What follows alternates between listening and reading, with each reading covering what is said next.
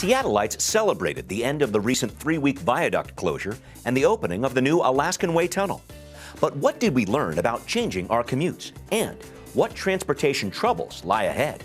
The buses are about to be kicked out of the transit tunnel. We definitely face challenges. City leaders are advising the public to get ready for 5 years of a new normal. We're not done. And some downtown businesses are optimistic about the changes so far. People have found ways to find us and support us. Are we spending tax dollars for transportation in the right places? We want to focus on mobility. Our studio panel weighs in. We need to act now to be slashing carbon emissions. Surviving the saga of the Seattle Squeeze. Next on City Inside Out.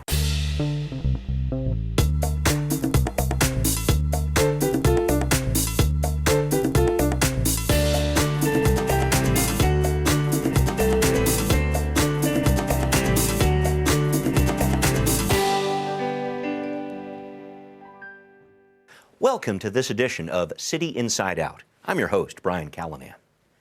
The Seattle Squeeze, a 5-year period of major transportation projects and traffic tie-ups, began on January 11th with the closure of the Alaskan Way Viaduct. But even with relatively light traffic and the opening of the new tunnel replacing the viaduct in early February, those concerns about congestion are far from over.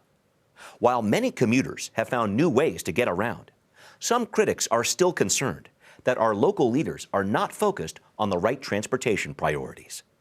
Advocates say without rapid improvement in transit, bike, and pedestrian infrastructure, the Seattle Squeeze could put a chokehold on our region.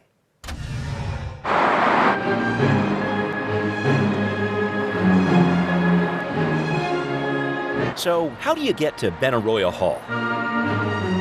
To paraphrase the old joke, practice, practice, practice.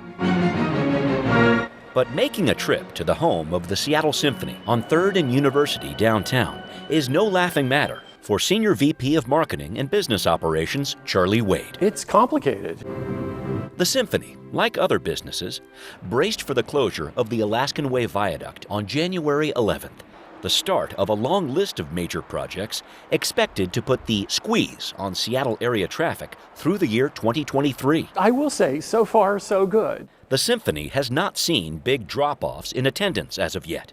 Tickets for many of its shows were sold long before the squeeze began. But with the closure of the viaduct came extended Metro buses only hours on 3rd Avenue outside Benaroya, meaning access for thousands of concert patrons and thousands more kids in programs here is now a bit out of tune. It's gotten more difficult. I mean, we work with the city as much as we can to have them help us, with the situation. But we definitely face challenges. We stationed a commander in the traffic operations centers. City leaders are learning more about those challenges from Seattle DOT. Everybody was aligned and had traction and knew how we were identifying ideas and problems and resolving them as a team. Despite all the celebration surrounding the viaduct closure and the opening of the new 99 tunnel, getting through the Seattle Squeeze is about to get worse. The downtown transit tunnel will be light rail only starting in March, pushing 7 major regional bus routes out onto Seattle streets. We're not done. The Alaskan Way y se abra el nuevo túnel de la ruta. State and local leaders have gone to great lengths to inform and prepare area commuters for what's next. But Keith Kyle still sees trouble on the road ahead. The tunnel is kind of a solution that misunderstands the problem. Kyle is executive director of the advocacy group Seattle Subway and part of a new coalition called MASS, or Move All Seattle Sustainably.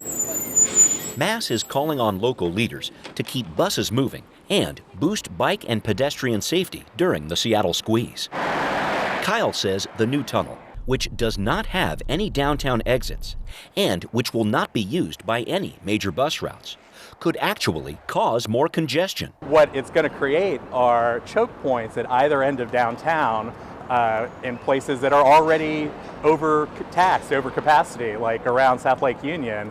Kyle and other advocates applaud what local officials have done to ease the pain of the Seattle Squeeze. But MASS is still pushing for better transit links to encourage a lot more commuters to drive a lot less. We want to move towards a Seattle where people don't have to be dependent on cars and feel like they can get where they need to go without them. That's already happening, says Tim Kuniholm of the Seattle Aquarium. Viadoom has really turned out to be via Dud, or what I like to call via Zoom. Kuniholm says innovations like the state-funded free shuttle from Pioneer Square to the waterfront and Seattle Center, plus a resourceful commuting public, has significantly reduced the projected impacts of the squeeze. I think the Seattleite is used to this construction impact. They're leaving work earlier, they're staying later, they're adjusting their schedule. Maybe some people are telecommuting. There's programs and options for everyone. In fact, the aquarium reports more visitors this January than last year. What Kuniholm hopes is a growing trend, with the building of a new waterfront park now in progress. It's a fantastic future with the expansion of the aquarium sort of being right in the middle of that. The future is super bright along the waterfront. But advocates don't want that bright future to overshadow some serious concerns. The thing that we want to see right now is safe places for people to ride. Claire Martini is policy manager for the Cascade Bicycle Club, which also joined the group mass to hold elected leaders accountable. There's certainly been challenges for the city in the last couple of years, particularly related to the Move Seattle levy. Martini says several voter-approved improvements to bike and pedestrian facilities in Seattle have not yet been completed. Despite that, bike commuting more than doubled from West Seattle at the start of the squeeze. All the more reason, Cascade says, to build Seattle's basic bike network. The timing couldn't be better to meet that demand with safe and connected and protected routes. The political timing is important too. With a new leader of the Seattle DOT, a rapidly growing city, and some new faces coming to the city council this fall, get ready for the Seattle squeeze to take a firmer hold on the attention of advocates and officials alike. And joining us to discuss this issue a bit further, we have with us Heather Marx. She is the Director of Downtown Mobility for SDOT. Heather, good to see you again. Thank you so much for having me. We also have with us Mike O'Brien of the Seattle City Council. He is Chair of the Transportation Committee. Mike, good to have you too. Thanks, Brian. And here's Katie Wilson. She's the General Secretary of the Transit Riders Union. Katie, good to see you again. Great to be here. And Gordon Padelford is Executive Director of Seattle Neighborhood Greenways. Gordon, good to have you too. Thanks, Brad. All right, here we go. Before we look forward to what's next with the Seattle squeeze, I want to take a quick look back, a recap on what happened during the so-called Viadoom period, this 3-week time frame when the viaduct had been shut down, the new 99 tunnel wasn't open yet. There were some traffic issues following that, but not as doomful, I would say, as many of us might have expected. What happened in your estimation? What do you draw from that? Heather, you first. Well, it's a little bit early for us to draw firm conclusions. We're still crunching the numbers to see what happened. I think based on how the commute moved, I think a lot of people chose to come into work early. So instead of the peak period starting at 6, it started at 5. We also saw big increases on the water taxi, and so I think having additional service during the winter for the water taxi was a good choice. And we had really spectacular performance at the bike counters that we use, right. And so lots of people decided that they would bike in January, which I could not have predicted, but I was so glad to see. Okay, thank you for that. Mike, your thoughts here. Same question, basically. What did you see happen during this so-called Viadoom period? Any insights you had? So a couple things stand out to me. One is when we talk about a growing city, we often talk about we need to add more capacity. We're often talking about roads, and that's really expensive infrastructure to build. And what I saw in these last 3 weeks was how resilient the people of Seattle and the whole region are. You know, if we can shift people's start times at work an hour earlier, an hour later, and that saves us spending billions of dollars in new infrastructure, that's an awesome way for us to be a more efficient city. And the thousands of little decisions that people made added up to, frankly, a great effect. You know, you look at our transportation system and the sustainability of it, or the viability of it, is not linear. You know, you can keep adding people to I-5 and it keeps moving, and then at some point it just starts to collapse. Yeah. And it's those marginal people that make a difference. And so even you know, 1,000 or a couple thousand additional people biking, taking some pressure off the buses, leaving some more room for new people in the buses, that little difference could be the kind of thing that said, hey, it went from being a disaster to being no problem at all. Yeah. And so those subtle differences really add up. Thanks for that. Katie, first off, if you could tell us about your group, the Transit Riders Union, and also this organization, MASS, Moving All Seattle Sustainably, and then if you wouldn't mind, your thoughts about Viadoom, some of the concerns as well, please. Sure. So, yeah, the Transit Riders Union, we're a democratic membership organization of people who ride public transit, and we advocate for better public transit and making transit affordable and accessible for everyone. And the Transit Riders Union, along with, I think, 11 or 12 other groups now, including Seattle Neighborhood Greenways, are part of a new coalition called Move All Seattle Sustainably, or MASS. Got it. Yeah. And your thoughts about the Viadoom and concerns, maybe? Yeah, I mean, I think that the experience of the last few weeks really sort of reinforces lessons that have been learned time and time again over the last 60 or 70 years whenever a new highway is opened or a highway is closed or collapses, which is that opening new lanes does not relieve congestion nearly as much as you might intuitively think, and conversely, closing lanes or closing a highway does not make congestion worse nearly as much as you might think. So people adjust their habits. If you have more highway space, people drive more. And really, people will use the infrastructure that we build. And so if we want people to drive more, we should build more highways. If we want people to take transit, we should do dedicated transit lanes. If we want people to bike, we should have a protected, connected bike network. Okay, thank you very much for that, and we'll dive into some of those issues for sure. Gordon, your thoughts, if you wouldn't mind telling us about Seattle Neighborhood Greenways, what that is, and your thoughts about Viadoom, any concerns you raised from it. Yeah, Seattle Neighborhood Greenways is a nonprofit that works to make every neighborhood in Seattle a great place to walk, bike, and live. We've been around since 2011, and we are very much a bottom-up grassroots organization as well. And in terms of the Viadoom, people did a really great job walking and biking to work, and we're just so happy that people gave it a shot. Normally, about 11% of people are walking or biking to work, which is a lot of folks, and as SDOT reported, that doubled in January, at least for biking. We don't have good data for people walking, but we're really happy to see that, and we hope people continue. Okay. We hope elected leaders invest in the infrastructure to make it possible. Okay, I think I'm going to start heading towards that direction here, and Heather, I'll bring in here, because one of the biggest frustrations, if I may, that I've heard from advocates is finishing the new tunnel is great, but there are so many unfinished, much more carbon-friendly projects out there. Many were promised in the Move Seattle levy that voters approved in 2015. I really want to start with this basic bike network, a big jump in cycling, as you mentioned at the start of the Seattle Squeeze. Where are we on this bike network? What progress might we see with it this year? Well, we have several projects, and I don't have them off the top of my head, that are scheduled to be done by the end of this year. There are another couple that are going to complete design this year, which we'll build next year. SDOT takes all forms of travel very seriously. There is nothing that we would like better than to see the mode split swing well in favor of bicycling and walking, and we're already, a spectacularly successful transit city. In fact, one of the only cities in the country that is seeing an increase in transit ridership. And so we're very eager to partner with our friends at King County Metro Transit to ensure that there's enough service. And through the good graces of the Seattle voters and the Seattle Transportation Benefit District, we've been able to add to that to the level that Metro can sustain. We have updated a couple of times now the bicycle master plan as well as the pedestrian master plan and the transit master plan, and all we need is funding to make those projects happen. Right. And the political will to move forward. That's the other piece of it for sure. And just on that stage of this, Mike, and going back to bikes here, the council passed this non-binding resolution last year calling for a complete network of downtown bike lanes by the end of this year. Do you think that's going to happen? I expect it to happen. It's non-binding in the fact that the city council doesn't run the departments, but what we laid out is a policy goal that the city wants to complete this network, and we work closely with SDOT and advocates to put out a robust network, but also one that it was achievable. So I would say it was what I would call a stretch goal. Okay. I have almost weekly conversations with folks at SDOT. My understanding is things are still on track. It's ambitious. There's a lot of construction happening in the city.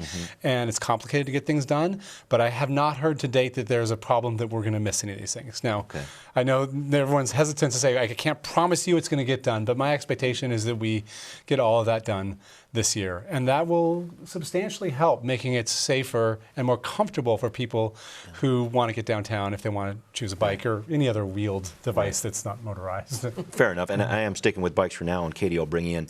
I think we all know that bike lanes have been a contentious issue around this city for a little while now. With all the work that's going on with the Seattle Squeeze, I just wonder if now is the right time to start more construction, install more bike lanes. Would that add to the congestion, add to the backlash over this? What do you think about that? I mean, I think that we need to be moving forward fast with bike lanes. I think, Vancouver, BC has had incredible success. They built out very rapidly a connected bike network in their downtown area. And I think now like over 1 in 10 commute trips in Vancouver is taken by bike, which is significantly better than we have here in Seattle. And that's some similar sort of weather conditions and such. Right. So I think that, that really shows that if we build it, people will use it. Yeah. And I mean, we need to find a way to do that without snarling up downtown more, but I think that's possible. Yeah, I just, that word snarling, when I think about it, Gordon, I'll bring you in here. I know that there are 3 instances around the city where neighbors have organized campaigns against bike lanes. And I'm just thinking about the Seattle Squeeze as it's happening right now. Do you think that'll provide some political momentum to get some of these bike projects going, or where do you see this battle over bikes going? Yeah, I think this January really proved that there's a demand out there, that even in the heart of Seattle's winter, we doubled the number of people biking, according to the city's data, which is phenomenal. So that's really exciting. It really shows that people would like this as an option. And if we know that if we make it safe and comfortable for people to get around by bike, they will bike. Yeah. So right now we have a really great infrastructure on 2nd Avenue that takes you from Pioneer Square to the Seattle Center.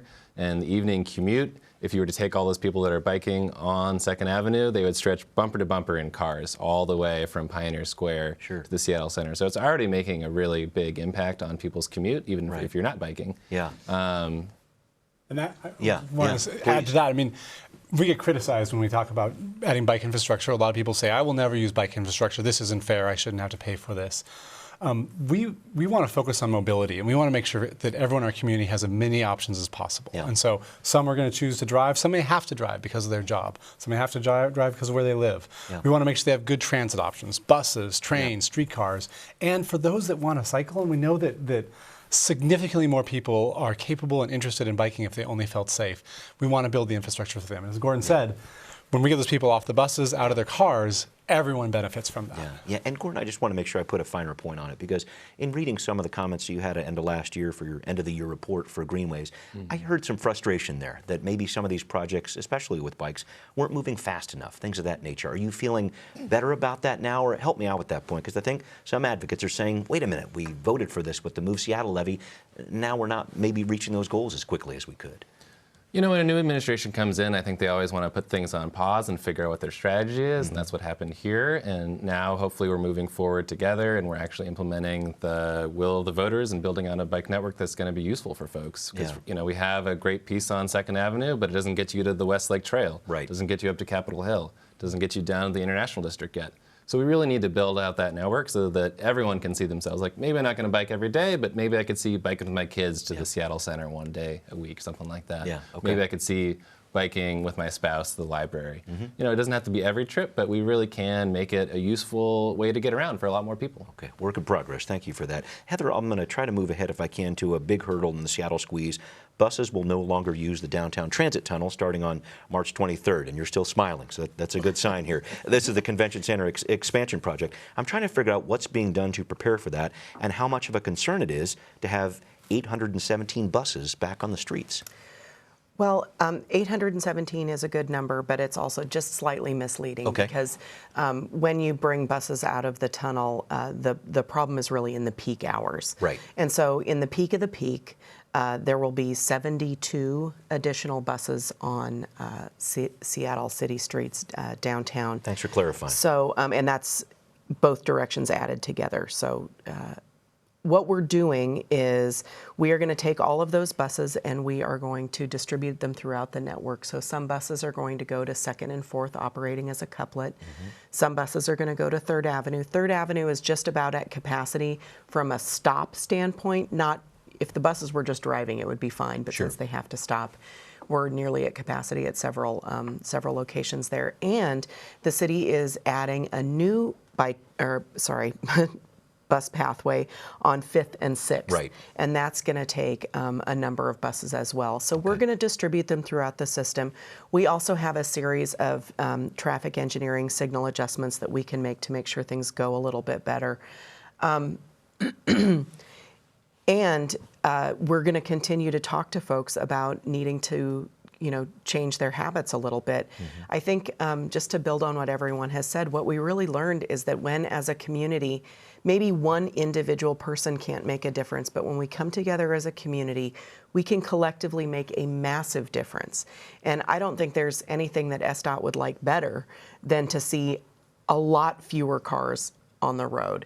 And so we absolutely want to build out transit infrastructure and bicycle infrastructure and pedestrian infrastructure to make sure that everybody does have a choice. Thank you for that. Mike, I know there was some back and forth on the council as to when this bus eviction should be. I know you were pushing for this fall rather than right now to give Metro and SDOT a little more time to coordinate, make some improvement. Well, I just wanted to talk about that. What do you think is going to happen on March 23rd?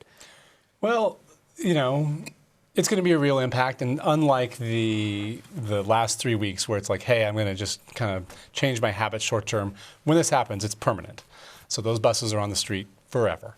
Now, obviously, we'll be adding rail capacity in a couple of years when Northgate opens, and that'll take some pressure off it. But it's a long-term change, and it was going to happen one way or the other. I was hoping to buy us another 6 more months to get it, which I think that flexibility would have helped. But here we are, and so we're going to be back at it. We're going to ask people to figure out how to change behavior. What we have to do at the city is, when I have a bus pool of 80 people on it, those people should not be waiting in line. Yeah. They should not be stuck at stoplights. They should not be stuck at traffic. They should not be stuck at intersections that are blocked. So we need to make sure that we prioritize our lane space, our curb space, our intersection space, so that the buses are getting through. We need to have good alternatives so folks feel safe walking and biking. And there's still going to be a fair number of cars down here, but they're going to be the ones that should, from a policy perspective, absorb as much of the pain as possible so that the buses keep moving. Okay, Can and I add quickly, please. I'm sorry, can I add a little something to that? Because I know this is something close to your heart. Yep. The city altogether is down in Olympia trying to get the legislature to agree to give us automated enforcement for block the box as well as transit lane violations.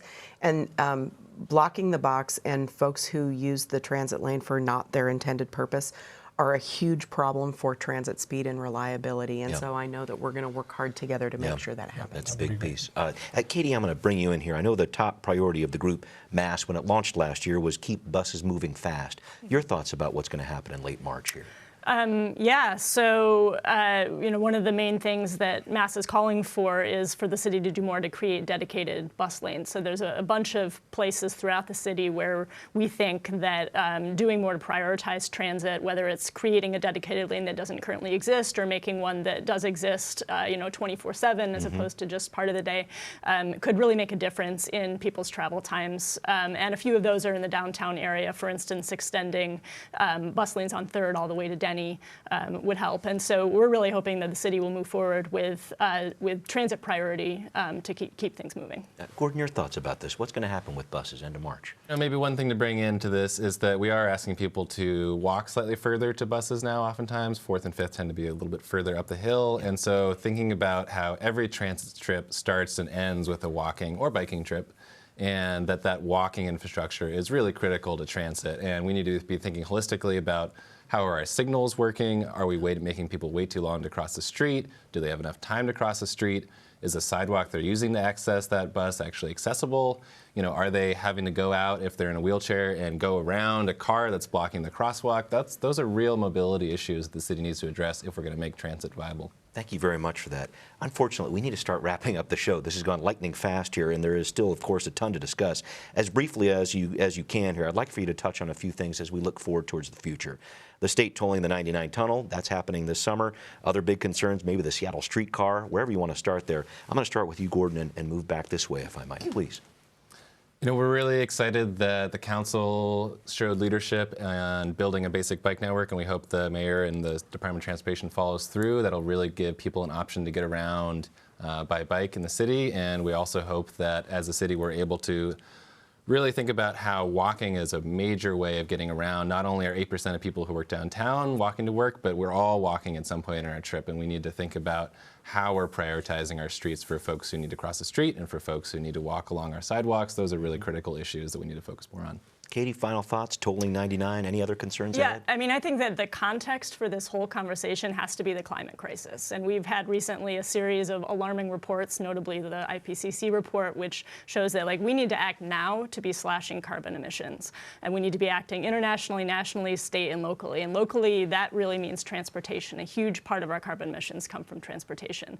And so I think that over the next 5 years, when traffic is expected to be quite bad, we have a real opportunity for mode shift. We have an opportunity to really make a huge shift in how people get around Seattle. And so what we would like to see is the city doing what it takes to prioritize transit, bikes, and walking, so that can happen in a really big way. I mean, right now, a quarter of people still drive alone to work downtown. Yeah. Over half of people still drive alone to work in Seattle. So let's get those percentages down. Let's have 10% driving alone to work downtown. Let's get a quarter, driving to work citywide. And we can do that if we put our minds to it, but we need to set those goals and start doing what it takes now. Mike, your thoughts here. The city, I know, has been studying a lot of different things, including potentially congestion pricing on city streets. I'm just trying to think of where the future heads here. Your biggest concerns going ahead with the squeeze? We've made a ton of commitments. We've made our proclamations, our resolutions, carbon neutrality. We need to live up to those now. And so we need to build the infrastructure that we've promised to build. We need to deliver the transit that we said we couldn't deliver. And then I know that when we do that right, that folks like Katie and Gordon and the hundreds of volunteers and members behind their organizations will make sure that we do that right, and they will fill those to the capacity. Okay. No one's been touching tolling here, Heather. I just keep on bringing it up. But I don't know if that's your biggest concern when people divert off 99 potentially this summer when that tolling begins, or arena construction coming up. Your biggest concerns moving ahead to wrap up? Well, I don't want to say that I have any concerns because, of course, we're prepared for all for everything that's going to happen. I think that tolling the tunnel is going to be a significant source of diversion, and so lots of folks who are now getting used to using the tunnel are going to decide that that they don't want to pay that toll no matter how low it is. And so I think there will be several months of diversion where we'll see increased traffic on city streets with vehicles. I also just want to say, from the bottom of my own heart and from the department, that this is our vision. Our vision is a city where you can get around lots of different ways. Our vision is not a city where you have to rely on a car. And so we're working as quickly as we can to make sure that we're moving forward. There are some, there's no time for it here, of course, but there's some of the barriers are unexpected. So we have to keep pressing and moving forward, and we really rely on the advocate community and our elected leaders, not just but to press us and to help us move forward quickly, but also to help lead the rest of the community to the choice that needs to be made. Okay. And so I think we're all going to work together to make that happen over the next several years. Sounds like a plan. Thank you all very much for your input, and we will be right back. Sometimes it takes me an extra 5 minutes to get to work. That's about it. I take the 99 down Aurora, and it's just been packed. So far, we used commuter lanes at I-5. It hasn't really affected me. We'd like to know what you think. Send us an email at contact@seattlechannel.org or find us on Facebook and Twitter and give us your feedback. Before we close today, it's time for our weekly CIO poll. Has the Seattle squeeze changed your commuting patterns? Yes or no? We want to hear what you're doing. Weigh in with your comments at our website, seattlechannel.org/cityinsideout. While you're there, you can watch our programs online anytime. Coming up next week, should it be legal to grow marijuana at home? Right now, Washington is the only state that has legalized recreational access to the drug, but banned home growing for recreational use. We get into the weeds of this new proposal next time on City Inside Out. I hope you join us.